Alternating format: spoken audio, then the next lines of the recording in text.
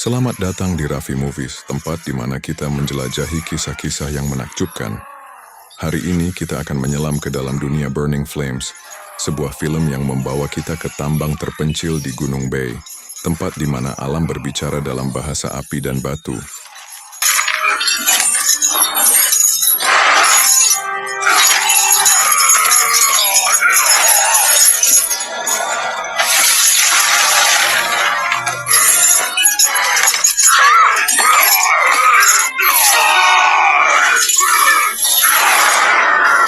Di kaki gunung yang misterius ini, para penambang berjuang bukan hanya melawan alam liar, tapi juga takdir mereka sendiri.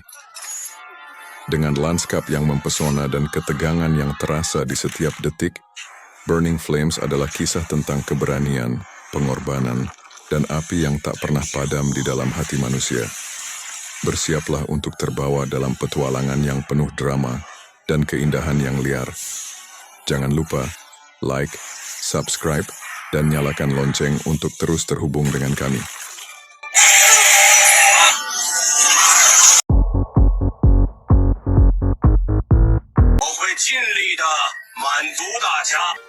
Dan ternyata si bocil pengendali harimau adalah anak kesayangan Senjing. Yang merupakan kelemahannya, semua keinginannya selalu dipenuhi. Dan siapapun yang berani menyentuhnya akan binasa di tangan Senjing. Dia pun pergi bersama putranya. Para pekerja semua dikumpulkan untuk diberi tanda di tubuhnya bahwa mulai saat ini mereka adalah budak tambang selamanya. Tak berselang lama, muncul ketua pekerja yang bernama Yunchai. Dia dikenal sangat kejam dan tak berperasaan.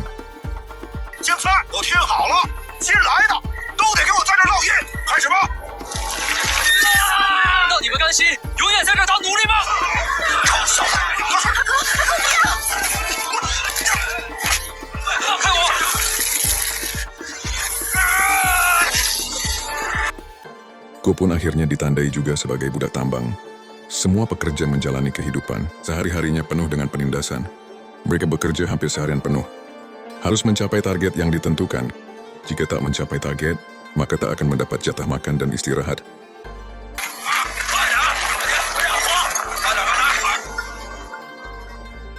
Aku masih penasaran kenapa Raja Dewa menginginkan batu merah dalam jumlah yang sangat banyak. Permintaan setiap bulan semakin bertambah, yang otomatis akan membuat rakyat semakin sengsara. Mereka dipekerjakan tanpa batasan waktu. Go pun protes kepada Yunchai agar para pekerja beristirahat dulu.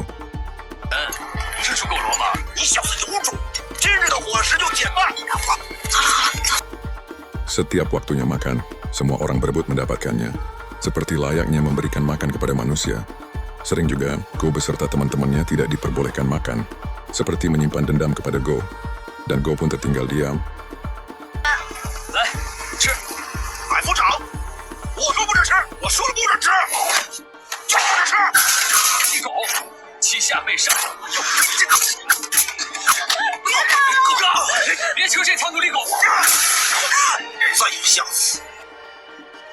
Go dan Baisi menjalani kehidupan setiap hari di dalam tambang, tanpa pernah melihat lagi matahari.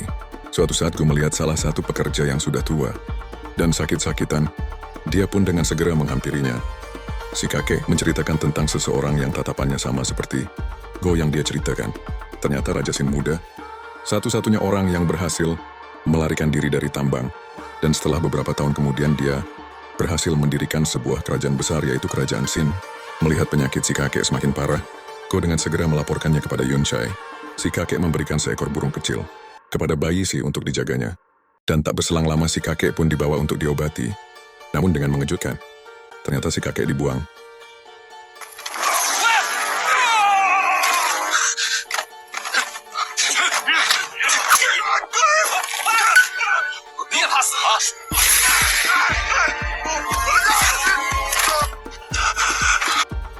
Suatu hari penyakit Baisi kambuh lagi.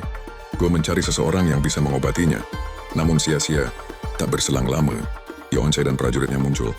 Go pun dengan segera membawa Baisi. Namun setelah lama berjalan dia menemukan jalan buntu. Dan dengan mengejutkan mereka tak bisa melihat Go.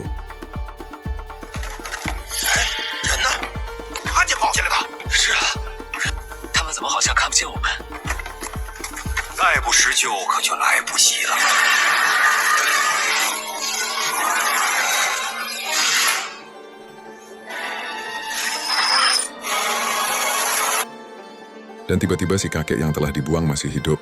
Ternyata dia adalah seorang pendekar berilmu tinggi yang menyamar menjadi pekerja tambang. Demi bisa bertemu dengan Go, si kakek pun memberikan obat ajaib untuk Baisi. Dan dengan mengejutkan ternyata si kakek mengetahui siapa Go sebenarnya. 真相，你到底是什么人？你刚刚叫我什么？武庚啊，我是为你而来，辛巴。 Si kakek akan membantu mengeluarkan Go dari tambang. Namun dia harus berjuang dulu, menjadi seorang budak tambang yang tangguh, yang bisa mencuri perhatian Jing. Dengan begitu Go akan bisa menyelamatkan semua warga keluar dari tambang. Si kakek pun memberikan dan mengaktifkan kekuatan Go yang tersimpan, yaitu sebuah jurus pukulan api.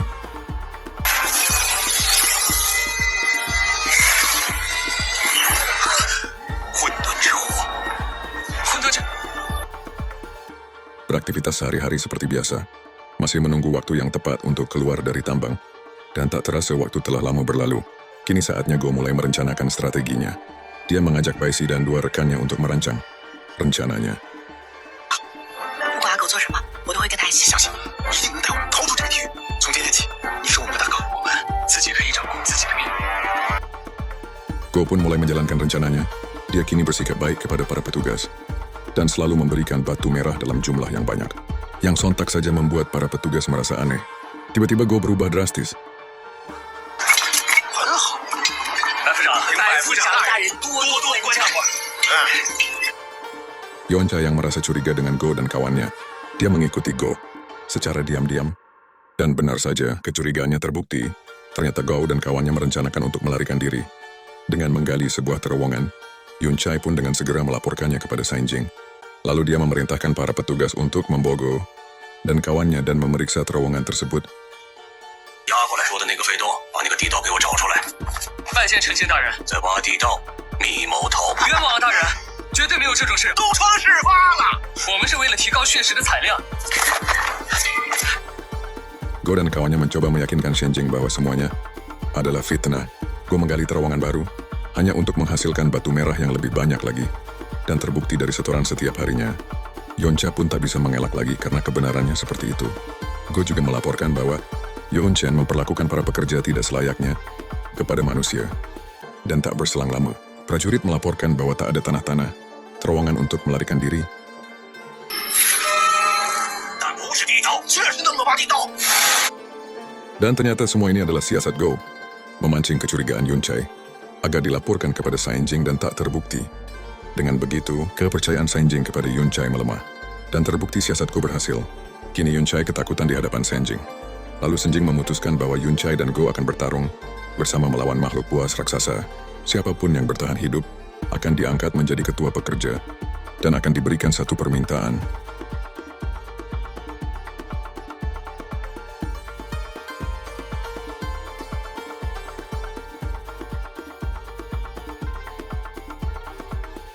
Akhirnya pertarungan pun dimulai, dengan disaksikan oleh seluruh pekerja. Semua terlihat panik, termasuk Go dan Yunchai, karena makhluk tersebut adalah monster yang sangat ganas dan mematikan. Gerbang pun mulai dibuka dan muncullah monster raksasa.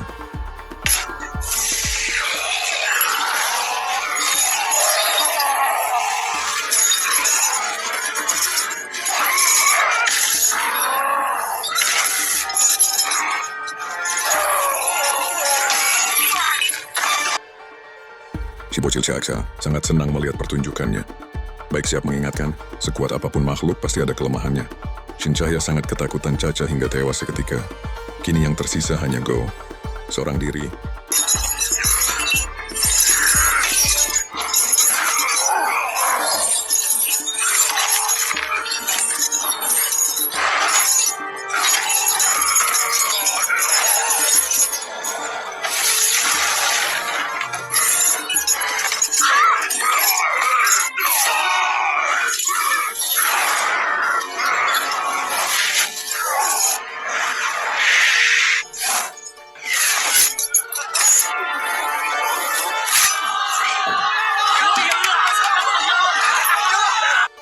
Tak disangka akhirnya Go berhasil mengalahkan raksasa.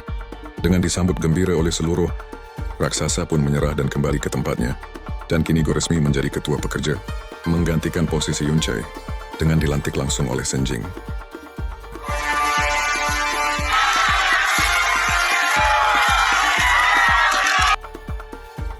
Dan akhirnya Go kini terlihat berbeda. Dengan memakai pakaian ketua pekerja, dia mengumumkan bahwa saat ini berjanji akan memberikan makanan dan pakaian yang layak. Dan benar saja, di hari pertama Go bertugas, dia langsung memberikan makanan yang jauh lebih baik dari sebelumnya. 说到做到，我就是大家的百夫长了，大家都可以吃饱穿暖。今天香喷喷的米饭，哇！谢谢，谢谢。Suatu hari Go akan menemui Sainjing untuk melaporkan semua yang berhubungan dengan tambang. Namun saat mendekat Go, terkejut melihat tenaga dalam Sainjing yang luar biasa. Go merasa bahwa Sainjing bukan orang sembarangan. Dia adalah seorang pendekar yang memiliki ilmu tingkat tinggi. Namun anehnya, kenapa dia tunduk kepada kerajaan Bai dan klan dewa?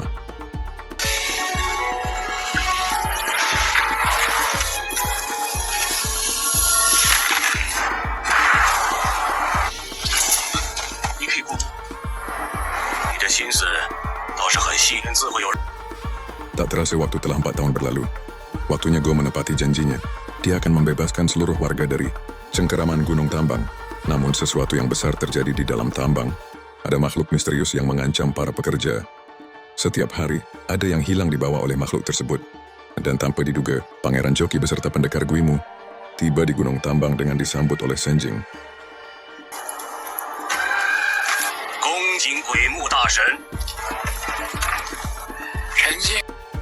Saat mereka masih berbincang, Wimbo tersinggung mendengar perkataan Senjing tentang kekalahannya oleh Raja Shin.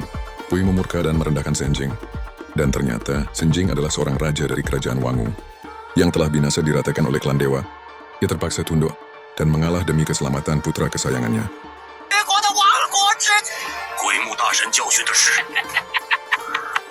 Kedatangan Pangeran Joki untuk melatih tenaga dalam kepada Senjing.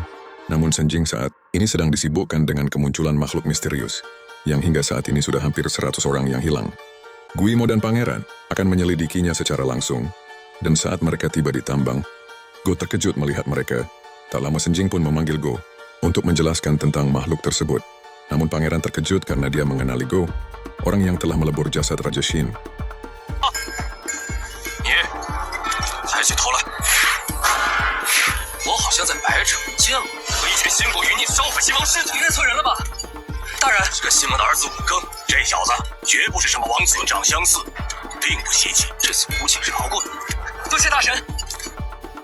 Makhluk misterius muncul kembali. Dia dikejar oleh para prajurit. Pangeran dan para petingginya pun ikut terpancing mengejarnya.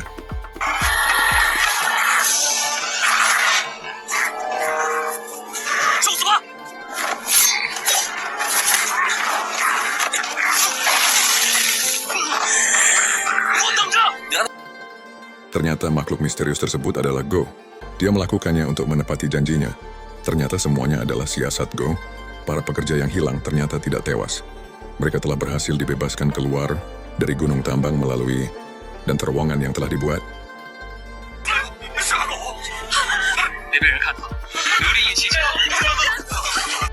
Dan pada saat Caca beserta para pengawalnya sedang bermain di hutan dekat tambang, tiba-tiba makhluk misterius muncul.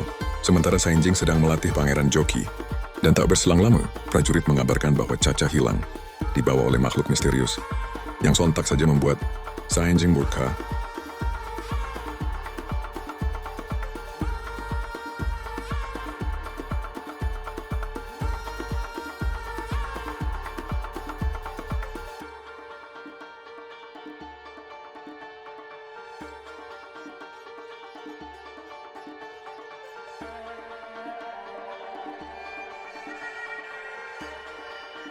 Perintah dari Sainjing, semua pekerja dikumpulkan dalam satu ruangan dan tak boleh ada yang memisahkan diri. Dan tiba-tiba Baisi dibawa oleh pengawal pangeran yang terlihat oleh salah satu kawannya. Baisi dibawa akan ditumbalkan kepada Guimu untuk diserap energinya. Namun dengan mengejutkan saat Guimu akan menyerap energi, Baisi tiba-tiba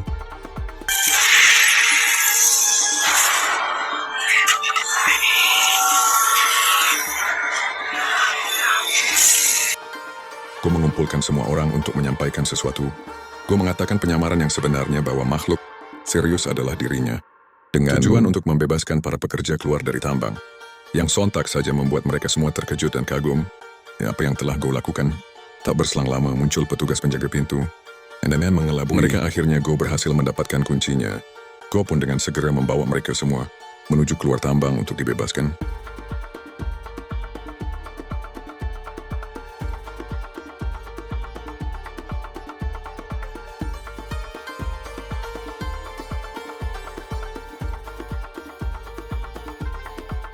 Mereka pun akhirnya bebas, melihat matahari lagi setelah sekian lama terkurung. Go senang telah berhasil menepati janjinya, dan mendengar mengejutkan salah satu kawannya mengabarkan bahwa Baisi dibawa oleh Pangeran Joki.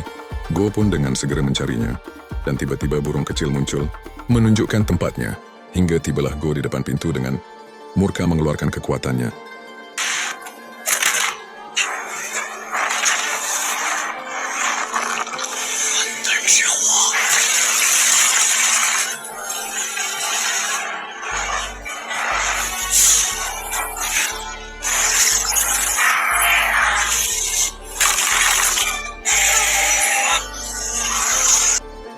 Guo yang masih belum mampu disiksa Guimo.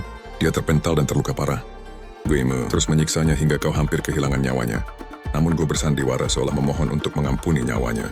Akhirnya Guimo pun melepaskannya. Dan ternyata Guo akan meledakkan sebuah kunci besar.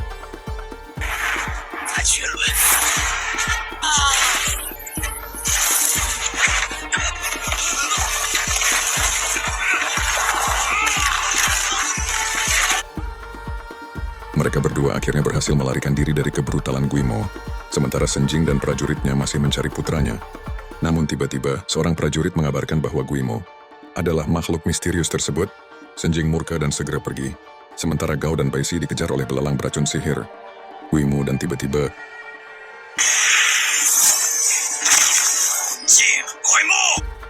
Senjing murka kepada Guimo. Curiga ia telah membawa putranya. Guo pun meyakinkan Senjing bahwa Guimo yang telah membuat Caca untuk diserap energinya. Dengan bukti sebuah kalung milik Caca ada pada Guimo. Baisi pun lebih meyakinkan lagi bahwa dirinya juga akan diserap. Namun dengan tepat waktu, Go menyelamatkannya. Dan Senjing pun semakin murka.